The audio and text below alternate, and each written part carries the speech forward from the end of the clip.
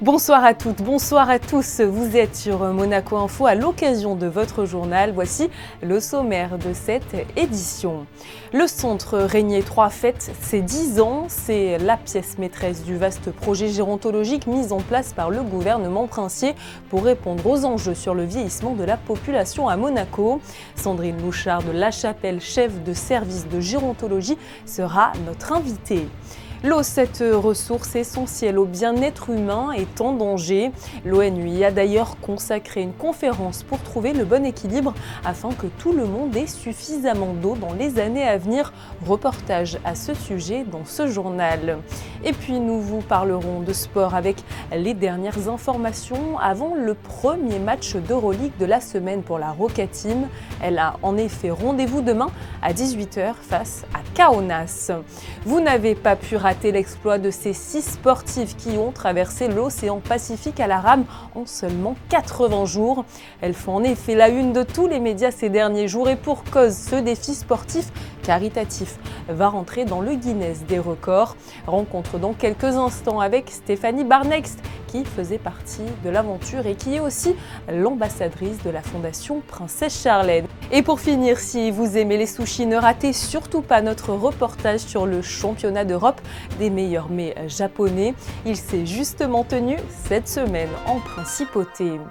Le centre Régnier 3 célébrait ses 10 ans aujourd'hui en présence du prince Albert II. L'occasion de dresser un bilan des années écoulées et de répondre aux questions futures autour du vieillissement de la population. Notre invitée ce soir est Sandrine Louchard de La Chapelle, chef de service de gérontologie. Bonsoir. Bonsoir. Alors vous célébrez donc les 10 ans du centre Régnier 3. Quel bilan faites-vous de cette décennie auprès des personnes âgées de la principauté ? Alors effectivement, c'est un bilan de 10 ans. On est très fiers d'avoir pu fêter cet anniversaire en présence du prince Albert II. Et en fait, si on fait le bilan, on voit qu'il y a énormément de choses qui ont été réalisées et qu'on va continuer. Mais en tout cas, ce qu'on peut dire, c'est que ça a été au départ un point fort, un investissement fort de la part du gouvernement princier pour mettre en place ce vaisseau, j'allais dire. On a l'habitude de parler du vaisseau amiral CR3, qui est en fait un point fort, un point d'articulation fort de la filière gériatrique, puisqu'en fait, c'est un peu le point d'ancrage, de départ de la prise en charge avec ses liens avec l'extérieur, le centre de coordination gérontologique, mais également les EHPAD. Et c'est là qu'on peut prendre en charge avec la meilleure expertise possible nos aînés dans une qualité d'hébergement et de confort vraiment exceptionnelle. Le centre mémoire est l'une des cellules importantes du projet et propose notamment une évaluation précise des troubles cognitifs chez les personnes âgées. Alors tout à fait, je suis contente que vous me posiez cette question par rapport au centre mémoire parce que c'est quelque chose de très important. Le centre mémoire, il est reconnu, il est labellisé. On fait partie d'ailleurs de plusieurs groupes de travaux en France sur l'élaboration de recommandations.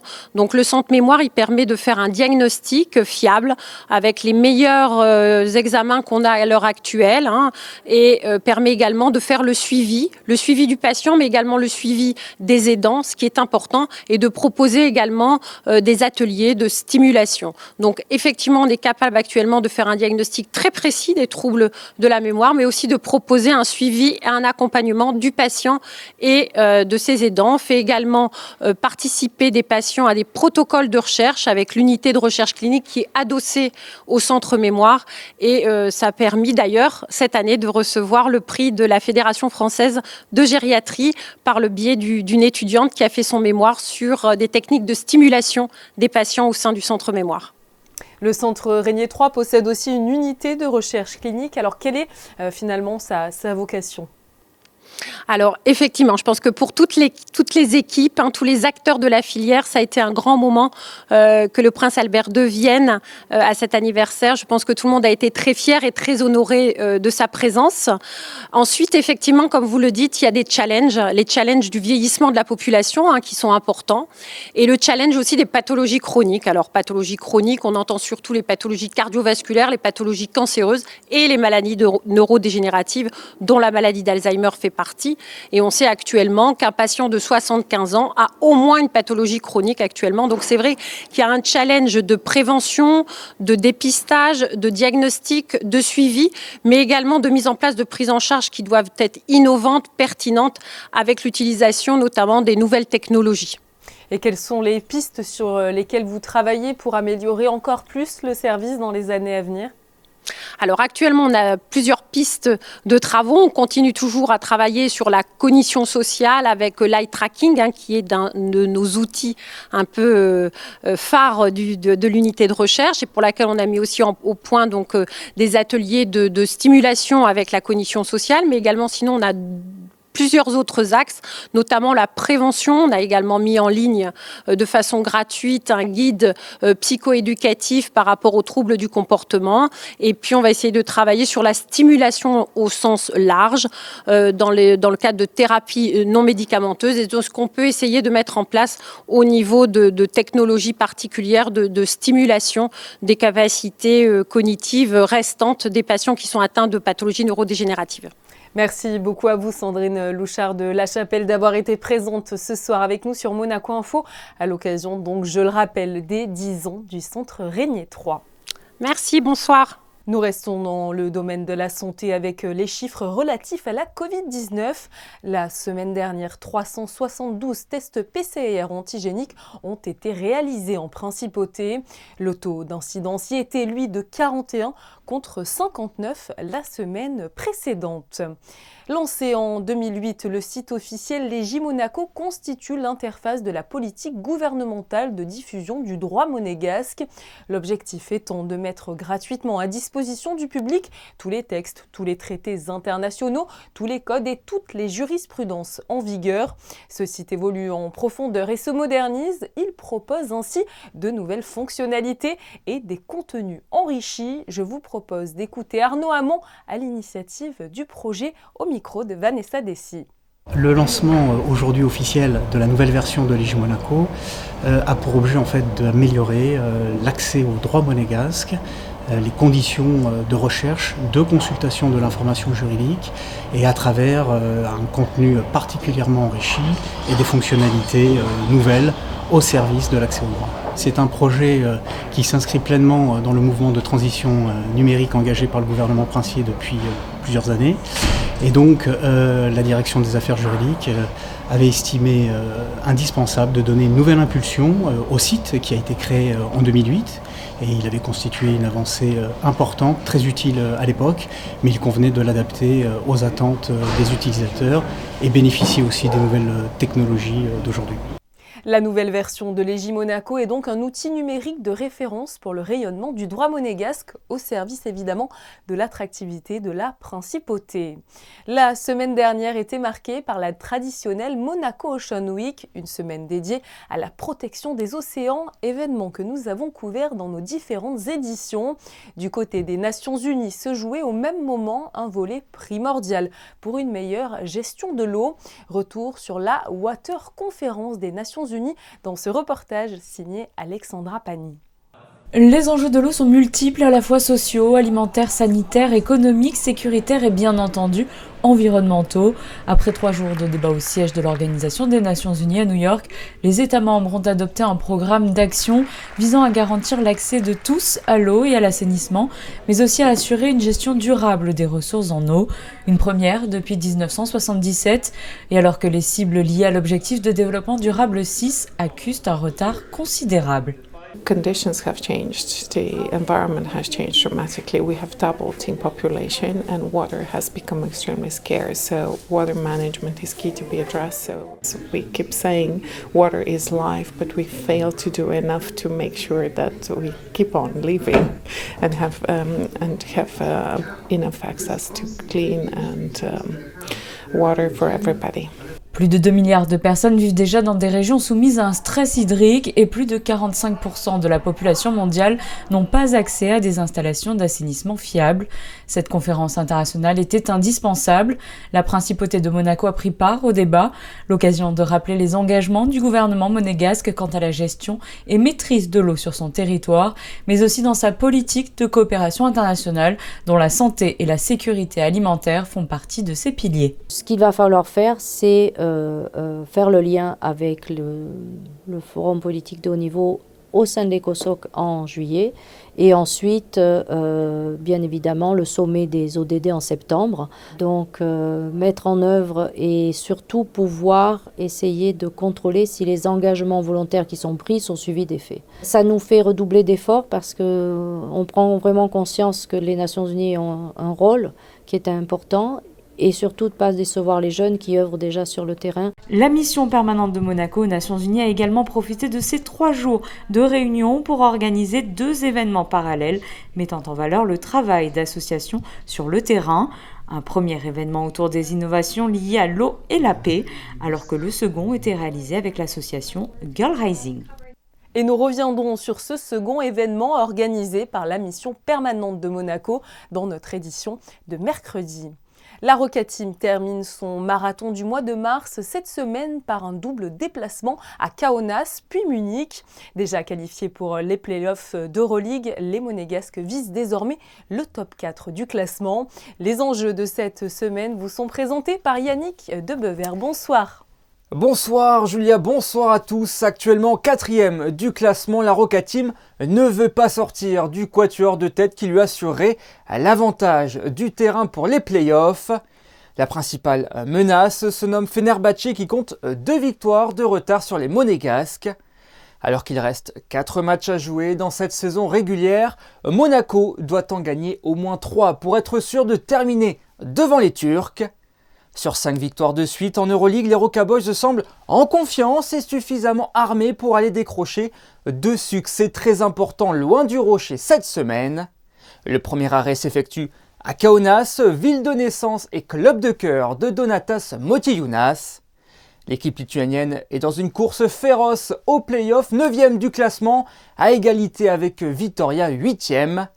Ce match à domicile est donc pour eux un match à ne pas perdre. Écoutez le pivot de la Roca Team. The best team wins. That's the basketball. That's how it should be. And we expect nothing but a great fight over there. I heard it was a long time ago sold out, so it's going to be in the front of a 15,000 arena. For sure, they're going to put a lot of pressure on us. They're going to put a lot of pressure on referees. It's not an easy place to play in, but also from the other hand, it's a very enjoyable place to play in, because the fans, they really know basketball, they're really interested in basketball, and it's going to be fun.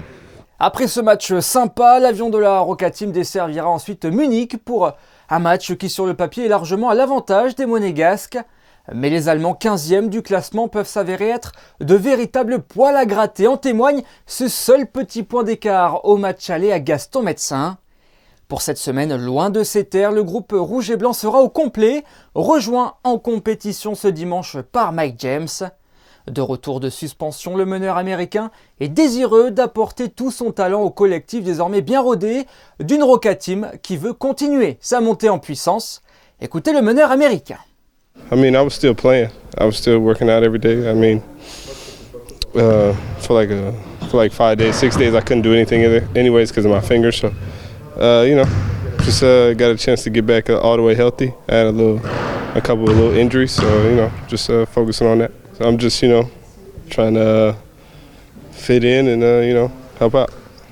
Žalgiris Kaunas Roca Team, c'est donc ce mercredi à 18h depuis la magnifique Žalgirio Arena et à suivre en direct sur Monaco Info. Merci à vous Yannick pour toutes ces informations. 6 rameuses sur une planche de paddleboard ont réussi le défi de rejoindre Moorea depuis le Pérou à la force de leurs bras. Leur aventure s'est achevée ce week-end après 8000 km de traversée en 80 jours. Ces sportifs chevronnés ont relevé ce défi pour aider les enfants atteints de cancer ainsi que leurs accompagnants. Stéphanie Barnex faisait partie des 6 femmes qui ont réalisé cet exploit hors norme. Bonsoir à vous. Bonsoir. Alors après avoir réalisé cette incroyable expédition longue de 8000 km et débutée au Pérou le 4 janvier, qu'est-ce que vous ressentez aujourd'hui? Donc on est arrivé voilà, il y a 48 heures. On ressent pas mal de fatigue, beaucoup de satisfaction, un peu de délivrance, que tout soit bien déroulé. Donc c'est des émotions un peu particulières. Est-ce que vous pouvez nous raconter les moments forts de cette expérience dans laquelle, je le rappelle, vous vous êtes relayé avec cinq autres nageuses jour et nuit? Racontez-nous un petit peu voilà, Oui. les moments marquants à vos yeux. Donc nous sommes effectivement partis le 4 janvier de Lima au Pérou pour enchaîner les relais, 1 heure chacune. Donc les relais revenaient toutes les 5 heures, jour et nuit. Pendant 80 jours et 1 heure, me semble-t-il. Donc, il y a eu effectivement, comme vous l'avez dit, des moments très difficiles, notamment parce que nos familles nous manquent. On était plusieurs mamans à bord du bateau, avec des enfants qui sont très petits. Le fait de vivre à 11 sur un tout petit bateau, les relations humaines sont parfois compliquées, mais on a toujours trouvé des solutions. Et puis, effectivement, je pense que quand on a atteint le milieu de la traversée, au moment des 4000 km, ça a été quand même mentalement une étape très importante pour toute l'équipe, où on s'est dit qu'on était plus proche de l'arrivée que du départ. Et puis, ces dernières semaines, quand on est arrivé dans les Tuamotu début mars, on avait encore une vingtaine de jours à ramer et voilà, il nous tardait vraiment d'arriver pour voir nos familles et récupérer un peu de l'énergie. Cette traversée, c'est vrai, de l'océan Pacifique était un défi sportif hors Oui. norme, mais il était surtout, vous venez de le dire, à vocation humanitaire, puisque vous avez récolté, je crois, plus de 400 000 euros. Alors, à quoi vont servir précisément ces fonds? Donc, nous avons effectivement 3 programmes d'accompagnement. Le premier, c'est équiper les hôpitaux de totems sportifs pour que les personnes hospitalisées puissent commencer une activité physique lors de leur hospitalisation. Le deuxième axe, c'est accompagner les enfants adolescents après leur traitement pour qu'ils effectuent leur défi sportif. Et le troisième axe, c'est la prévention dans les écoles du sport santé. À savoir aussi que votre expédition, Stéphanie, Cap Optimiste, est proclamée la plus longue jamais réalisée sur une planche de prone paddleboard. Oui. Une performance qui devrait, je crois, bientôt figurer au Guinness World Records. Là aussi, c'est peut-être une surprise pour vous. Je crois que vous deviez boucler le tour en 90 jours et vous êtes finalement arrivé 10 jours avant. On a mis toutes les chances de notre côté et je trouve qu'on a été... très solidaires, toutes les filles. On s'est beaucoup soutenues dans les moments difficiles. Et voilà, et ça a payé. Donc, on est forcément ravis aujourd'hui de pouvoir partager ça avec tout le monde. Comment se passent les jours qui suivent une telle expédition? Est-ce qu'il faut un petit peu, entre guillemets, réapprendre à vivre normalement? Oui, alors ça, c'est complètement vrai. On a des habitudes sur le bateau et du coup, c'est vrai que pendant 80 jours, on a créé des routines, comme on appelle ça, qui sont complètement différentes de terre, pardon. C'est vrai que, par exemple, on n'est plus habitué à voir une foule, par exemple, où le monde, tout d'un coup, qui parle fort, les bruits, il y a plein de bruits qu'on n'a plus l'habitude d'avoir. Donc, il faut réapprendre tout ça. On est assez fatigué. Mais on est aussi très motivé pour ce matin. Par exemple, on était dans les écoles de Montréal. On a déjeuné avec les Amazones, ces femmes qui ont eu un cancer du sein et qui aujourd'hui se sont regroupées en association. Ensuite, à partir de demain soir, on va prendre quelques jours avec nos familles ici en Polynésie française avant de rentrer en France. Dernière question pour finir, un mot sur la Fondation Princesse Charlène dont vous êtes, je crois, l'une des ambassadrices. Oui, c'est une fondation qui me tient énormément à cœur. J'ai eu beaucoup d'encouragement pendant cette traversée de toute l'équipe de la Fondation Princesse Charlène. En définitive, la traversée et la cause que défend la Fondation de la Princesse Charlène et toutes les valeurs qu'elle porte, je me retrouve énormément dans les messages qu'elle porte. Donc, je suis ravie de faire partie de cette équipe. Je viendrai prochainement à Monaco, justement, pour participer à des événements Et voilà, je suis ravie en tout cas de mettre mon énergie au service de cette formidable fondation. Merci beaucoup à vous Stéphanie, encore bravo pour votre incroyable traversée de l'océan Pacifique. C'est très gentil, merci beaucoup. La première compétition européenne de sushi vient de se tenir à Monaco. Les experts en la matière se sont donné rendez-vous hier au Larvoto dans l'enceinte du restaurant The Niwaki, la nouvelle destination japonaise de la principauté. Alors au programme technique et créativité, voyez ce reportage de Christine Datomel et de Hugo Komasa. Un voyage gustatif au pays du soleil levant, l'essence même du Japon prend vie au restaurant The Niwaki, né il y a 1 an au Palais de la Plage sur l'avenue Princesse Grasse. Et si ici la passion se conjugue à tous les temps, la fraîcheur et la primeur tiennent également une place de choix. C'est donc tout naturellement que l'établissement a accepté d'accueillir entre ses murs le tout premier championnat européen de sushi. Ça a toujours été un rêve pour moi d'ouvrir un restaurant japonais. Je suis un fou du Japon. J'ai été une dizaine de fois et un jour je me suis dit que si l'opportunité se présente, je monterai mon propre restaurant japonais. Alors qu'est-ce qui vous plaît dans cet art culinaire ? C'est tout. C'est la culture japonaise. Ensuite, comme le nom l'indique, Niwaki, qui est la façon dont on coupe les arbres.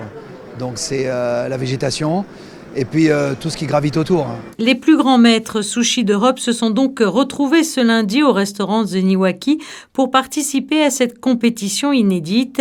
Né au Brésil, un pays qui abrite la plus grande communauté japonaise au monde, le chef Wagner a découvert l'univers nippon dès son plus jeune âge.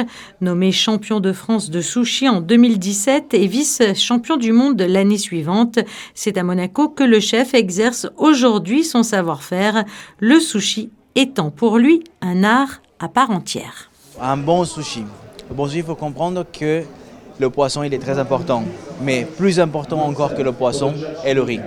Parce que si le riz n'est pas bon, peu importe quel poisson vous mettez dessus, il ne sera pas adéquat, il n'y aura pas cette osmose entre le riz et le poisson. La température du riz elle est importante quand vous le servez. Il ne faut jamais manger un riz qui est froid. Parce que le froid vient figer donc les sucres qui sont dans le riz. Et quand vous le mangez, c'est quelque chose de lourd. Si vous avez un riz à toujours à la bonne température du corps, là vous allez avoir vraiment quelque chose d'exceptionnel.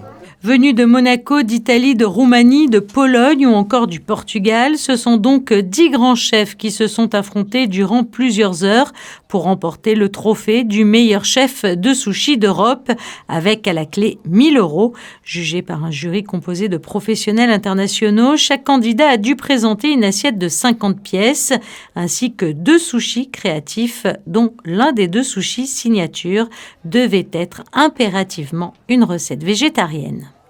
Il ne faut pas être trop sévère. Le riz, c'est un peu long, là, ça on dit plus. Mais déjà, la forme de qu'ils ont fait, et les idées, comment ils touchent au poisson, et est-ce qu'ils savent le fraîcheur de poisson, voilà, et comment traiter le poisson. Et à l'issue de cette compétition, c'est le chef français, Michael Pancard, qui a remporté tous les suffrages et qui a terminé à la première place, remportant ainsi le titre de meilleur chef de sushi d'Europe et un gain de 1 000 €. Eh bien, ça donne fin en tout cas tout ça, ça c'est sûr. Une annonce à vous faire parvenir également dans ce journal. Monaco va participer à la prochaine exposition universelle Osaka 2025. La principauté fait ainsi partie des 153 pays et régions et 8 organisations internationales qui ont officiellement confirmé leur participation. Cet événement international de grande ampleur se déroulera du 13 avril au 13 octobre 2025 et se concentrera sur le futur de nos sociétés. Dans le cadre du cycle de conférences culture et francophonie, une conférence intitulée « La littérature, la femme et la francophonie » va être organisée le 3 avril prochain. Le rendez-vous est donné au Théâtre des Variétés à 18h30 avec l'essayiste et romancière tunisienne Fazia Zouari. Elle est la présidente du Parlement des écrivaines francophones et parlera notamment de son parcours, mais aussi de l'avènement de la littérature française et de l'apport des femmes à cette langue. Après une nouvelle journée ensoleillée, la météo se gâte un peu. Plus d'informations sur la journée qui vous attend demain avec Vanessa Dessy. Bonsoir.